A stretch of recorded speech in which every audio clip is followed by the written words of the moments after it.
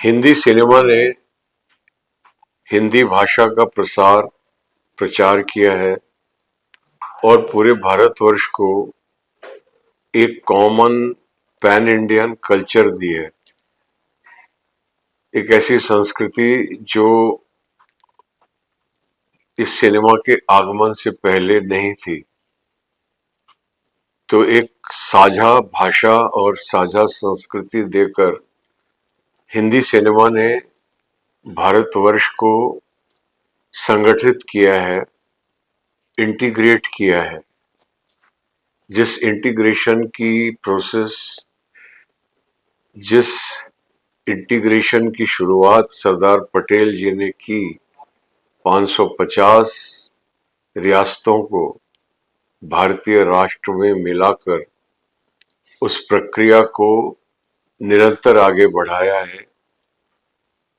Hindi cinema की निरंतर कोई ना कोई निंदा होती रहती है, क्योंकि इसका जो भी पत्रकारों के द्वारा हिंदी सिनेमा का जो अनावरण हुआ है, वो इसके सितारों की जिंदगी के इर्द गिर्द घूमता है। पत्रकारों ने इसके सिवा, मैं क्षमा चाहूंगा उनसे, परंतु ये सत्य है कि पत्रकारों ने फिल्म पत्रकारिता के नाम पर जितनी भी पत्रकारिता की है, वो 99% सितारों की प्राइवेट लाइफ और उनसे जुड़ी हुई ऐसी सनसनीखेज बातें जिनसे आज के जमाने में टीआरपी मिलती है और प्रिंट मीडिया के जमाने में सर्कुलेशन मिलती थी, उनके माध्यम से एक छवि क्रिएट की है हिंदी सिनेमा की। किसी भी पत्रकार ने ये बातें नहीं कही कि हिंदी सिनेमा ने जिस भाषा को राष्ट्रपिता बापू ने हमारी राष्ट्रीय भाषा के रूप में परिकल्पना की थी, उस भाषा का प्रसार प्रचार इस सिनेमा ने किया, जिसकी निरंतर आलोचना होती है, निंदा होती है। हम अलग अलग रीजन्स में बटे हुए थे, हमारे पास में संस्कृति थी, लेकिन वो क्षेत्रीय थी। बंगाली संस्कृति, पंजाबी संस्कृति, मराठी संस्कृति, तमिल संस्कृति, मलयाली संस्कृति, हरियाणवी संस्कृति, भोजपुरी संस्कृति, इस तरीके से जितनी भी संस्कृतियां थी हमारे पास, वो सारी की सारी क्षेत्रीय थी। हमारे मूल्य सामान्य थे, कॉमन थे। जो हमारी मान्यताएं थी वो भी कॉमन थी, पर हमारे भीतर भाषाओं की और क्षेत्रों की विभिन्नताएं थी। और कोई भी विभिन्नता अगर निरंतर बनी रहेगी तो वो एक अलगाव पैदा करेगी। भारत को एक राष्ट्र के रूप में संगठित करने के लिए, एकत्रित करने के लिए ये आवश्यक था कि एक भाषा और एक संस्कृति का आविष्कार हो और उसका प्रचार प्रसार किया जाए। हिंदी सिनेमा को उसकी गरिमा प्रदान करने के लिए हमने 2017 में हिंदी सिनेमा सम्मान समारोह का आरंभ किया। 2017 में ये विज्ञान भवन के अंदर शुरुआत हुई हिंदी सिनेमा सम्मान समारोह की, और फिर 2018, 2019 लगातार ये समारोह प्रगति करता चला गया। और जिन व्यक्तियों ने विभिन्न क्षेत्रों में हिंदी सिनेमा की सेवा की है, हिंदी सिनेमा के कल्याण के लिए, उसके बढ़ावे के लिए काम किया है, उसको इस हिंदी सिनेमा सम्मान समारोह के द्वारा सम्मानित किया गया। हिंदी सिनेमा सम्मान समारोह में अभिनेता के लिए जो सर्वोच्च सम्मान है वो है हिंदी सिनेमा महानायक सम्मान, जो अब तक केवल दिलीप कुमार जी को दिया जा चुका है। He is the only recipient till now of Hindi cinema महानायक सम्मान। और टेक्नीशियंस के लिए, डायरेक्टर्स, राइटर्स, सिनेमाटोग्राफर्स जो अभूतपूर्व काम कर रहे हैं इन क्षेत्रों में, उनके लिए जो सर्वोच्च सम्मान है वो हिंदी सिनेमा रत्न सम्मान है, जो आज तक निर्देशन के क्षेत्र में प्रियदर्शन जी को और निर्माण के क्षेत्र में बोनी कपूर जी को प्रदान किया गया। कोविड के संक्रमण के बाद ये हिंदी सिनेमा सम्मान समारोह को आयोजित नहीं किया जा सका 2020, 2021 और 2022 में, और निरंतर संस्थान के बंद रहने से भी सभी की तरह हमारा भी आर्थिक नुकसान हुआ। तो उसको भी दिमाग में रखते हुए हमने जब ये दोबारा से शुरू किया हिंदी सिनेमा सम्मान समारोह, तो ये हमने हमारे ही प्रांगण में स्थित एक नवनिर्मित ऑडिटोरियम में किया 2024 में। और अनीस बज़मी जो लगभग 50 वर्षों से हिंदी सिनेमा की सेवा में रत हैं, बहुत कम को ये बात मालूम होगी कि उन्होंने बाल कलाकार के रूप में प्रवेश किया था बॉलीवुड में नसीब पिक्चर के द्वारा, और बाद में वो बहुत ही गुणी और कामयाब लेखक के रूप में, जिसने डेविड धवन जी के शुरुआती दौर में उनकी फिल्मों की कामयाबी के लिए बहुत बड़ा योगदान दिया, और बाद में एक निर्देशक के तौर पे उन्होंने अभूतपूर्व काम किया। परंतु 2024 में भूल भुलैया 3, अगर आपको सिनेमा की विधा की गहरी जानकारी है तो उस फिल्म को देखकर आप ये देख सकते हैं कि निर्देशक के तौर पे अनीस बज़मी ने अपने आप को समय के साथ कितना अपग्रेड किया। भूल भुलैया 3 की सिनेमेटोग्राफी, भूल भुलैया 3 का प्रोडक्शन डिजाइन बहुत ही कॉन्टेम्परेरी भी है और बहुत ही माइथोलॉजिकल भी है। गजब की उन्होंने ये फिल्म बनाई है, और 2024 की सर्वाधिक लोकप्रिय और पैसा कमाने वाली मुंबई में बनी हिंदी फिल्म है। उनकी इन सब उपलब्धियों को देखते हुए हमने ये निश्चित किया कि अनीस बज़मी जी को हिंदी सिनेमा रत्न की उपाधि से सम्मानित किया जाए, और उन्होंने हमारे इस निमंत्रण को स्वीकार भी किया। परंतु उनको किसी विशेष काम से अपनी अगली फिल्म की लोकेशंस को देखने के लिए और उससे जुड़े अन्य कार्यों के कारण उनको विदेश जाना पड़ा, जिसकी वजह से वो हमारे ग्लोबल फिल्म फेस्टिवल नोएडा 7 दिसंबर को नहीं पहुंच पाए। परंतु उन्होंने इस उपाधि को, इस सम्मान को स्वीकार किया था, और इसीलिए ये हम लोगों का फर्ज बनता है कि हम ये सम्मान जाकर उन्हें प्रदान करें। इस कार्य को हमारे मुंबई चैप्टर के कन्वीनर राजीव चौधरी जी को सौंपा गया, और वो अपने अभिन्न मित्र और एक बहुत ही सीनियर पत्रकार जर्नलिस्ट नरेंद्र गुप्ता, जो फिल्म सिटी नामक एक बेहद लोकप्रिय पत्रिका के प्रकाशक और संपादक रह चुके हैं और आजकल डिजिटल पत्रकारिता में संलग्न हैं, उनके साथ अनीस बज़्मी जी के पास गए और उनको हिंदी सिनेमा रत्न की उपाधि से सम्मानित किया।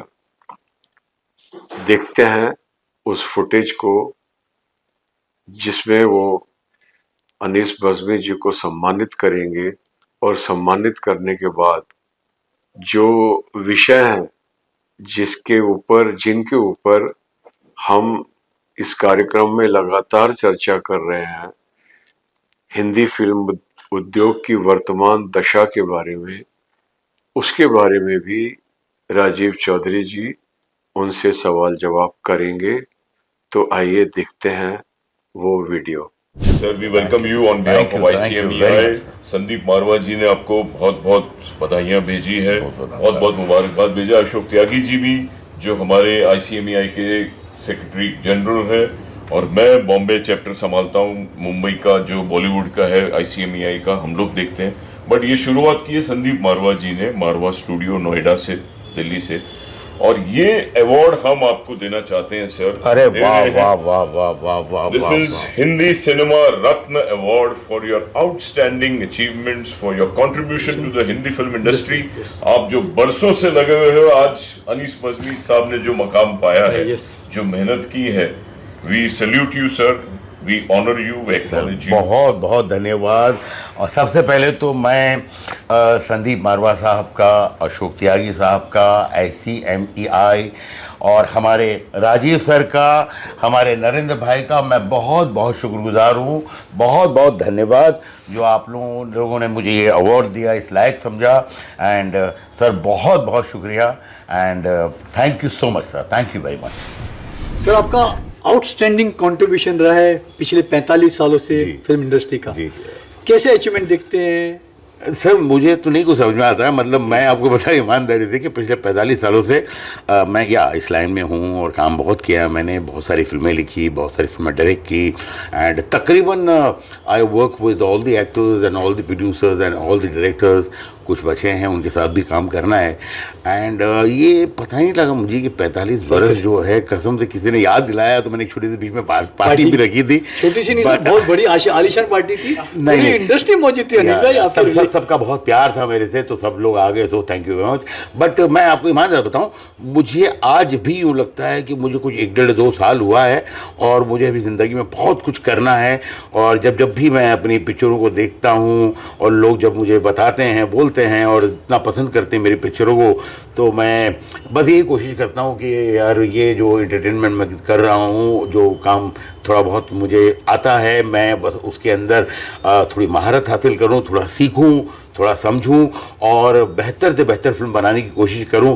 तो बस ये हंसते गाते ही साल निकले हैं पूरे। बड़ा ये सफ़र खूबसूरत रहा मैं बोलूँगा। एंड इसमें बहुत सारे लोगों का कंट्रीब्यूशन है इस जगह जहाँ पे भी मैं पहुँचा हूँ आपकी दुआओं से। और अभी मुझे लगता है कि मेरा जो बेहतरीन काम है वो अभी इंशाल्लाह आगे आने वाला है। अभी मैं बनाने जा रहा हूँ नो एंट्री पार्ट 2। तो उसके लिए मैं गया हुआ था ग्रीस में जाके, मैं बोनी जी थे, मेरे कैमरामैन हमारे मनु जी थे, काफ़ी और लोग थे, उनके साथ मैं गया था। बड़ी खूबसूरत लोकेशंस देखी है एंड आई फील कि एक अच्छी खूबसूरत फिल्म जो है मैं बनाने में कामयाब रहूँगा।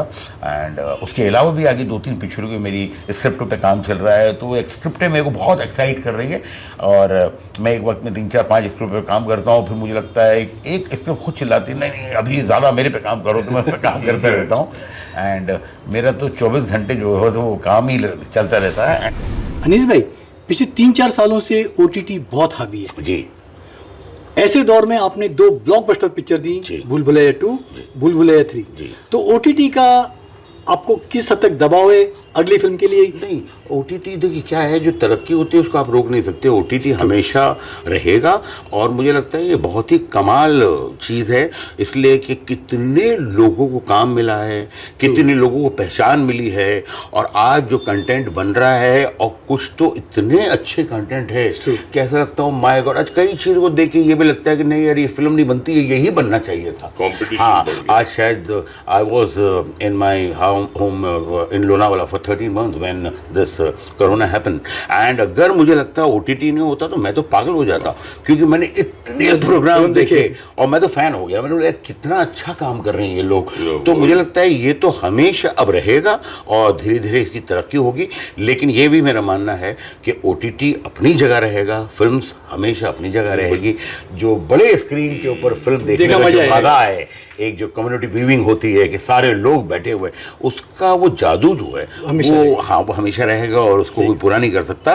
बट ओटीटी जो है, मैं भी कभी इंस्टाग्राम, मतलब मैं सोच रहा हूँ मुझे भी करना है कुछ नए कुछ ऐसे सब्जेक्ट जो मैं शायद फिल्म नहीं बना सकूँ। I want to experiment and आज सब बड़े मेकर जी, Sanjay Bansali, Tigmanshu Dhulia, everybody is doing, everybody is stars are आपको कोई ऑफर डेफिनेटली कई आए हैं, लेकिन मैं मतलब आपको पता है सर कि मैं ऐसे नहीं आना चाह रहा हूँ। मैं आना चाह रहा हूँ कि मैं कोई ऐसी चीज़ बना सकूँ जहाँ लोगों को लगे कि अरे हाँ यार ये कमाल चीज़ है। तो उस पर काम चल रहा है, इंशाल्लाह भी सब ठीक हुआ तो उसमें भी करेंगे। लेकिन यस, ओटीटी ने बहुत अच्छा टैलेंट दिया है इस देश को। वैसे फिल्में बॉक्स ऑफिस में नहीं चल रही हैं क्या, वो ओटीटी वजह है मेन? देखिए क्या है सर कि पहले एक होता था कि फिल्म बहुत बड़ी हिट होती थी और बाद में कुछ फिल्में ऐसी होती थी कि जो एवरेज रहती थी और कुछ ही फिल्में वो नहीं चलती थी। अब वो जो कुछ एवरेज रहती थी वो ज़माना चला गया या तो फिल्म हिट है या फिर फ्लॉप है, क्योंकि अभी लोगों के पास देखने के लिए इतना कुछ हो चुका है, बहुत कुछ है।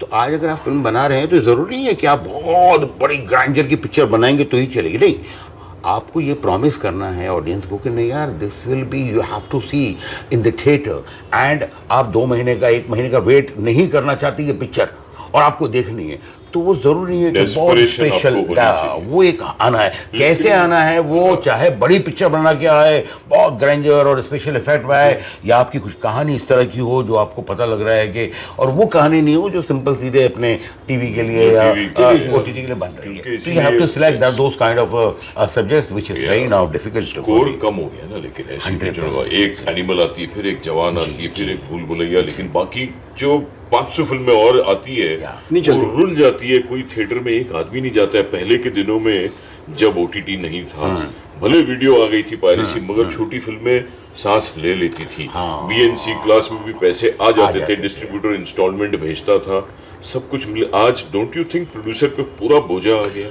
सर प्रोड्यूसर पे बहुत बोझा है, और इसीलिए मुझे लगता है कि ये जो टेक्नीशियंस और डायरेक्टर और एक्टर्स और जितने लोग भी हैं, उनका एक फ़र्ज़ भी है न सिर्फ अपने आप के लिए कि भाई हमें अपने रिलेवेंट रहना है, बल्कि उस प्रोड्यूसर के लिए भी जो इतना बड़ा रिस्क ले रहा है कि you have to work very very hard. आपको चलेगा वाला मामला कुछ भी नहीं कर सकते। पहले ये था कि अरे तो दोस्त है, चलो यार इसमें कर लेते हैं, चल जाएगा यार, चलेगा। अब वो चलेगा मामला नहीं। You have to give your sweat and blood to the film. आप जो लिख रहे हैं उसमें आपको लिखना पड़ेगा बहुत अच्छी तरह से, आपको जो कर रहे हैं उसमें बहुत कन्विक्शन के साथ शूट करना पड़ेगा। And it is now the mixture of not only creativity plus intelligence plus some game. आपको सोचना होगा कि यार ये पिक्चर को मैं कैसे प्रोजेक्ट करना चाहता हूँ। वाई एक आदमी जाके 350, 400, 500 रुपये खर्च करके थिएटर में मुसीबत लेकर घर से निकल कर भीड़ के अंदर जाके वहाँ देखेगा ये पिक्चर? क्यों भाई, क्यों? तो वो you have to think, you have to work hard. Now multi layered हो गया है, जैसे पुष्पा 2, जैसे आपकी film, you have to make it larger and bigger and more magnificent. But in the long run, how do you see cinema houses, theatres का भविष्य क्या है?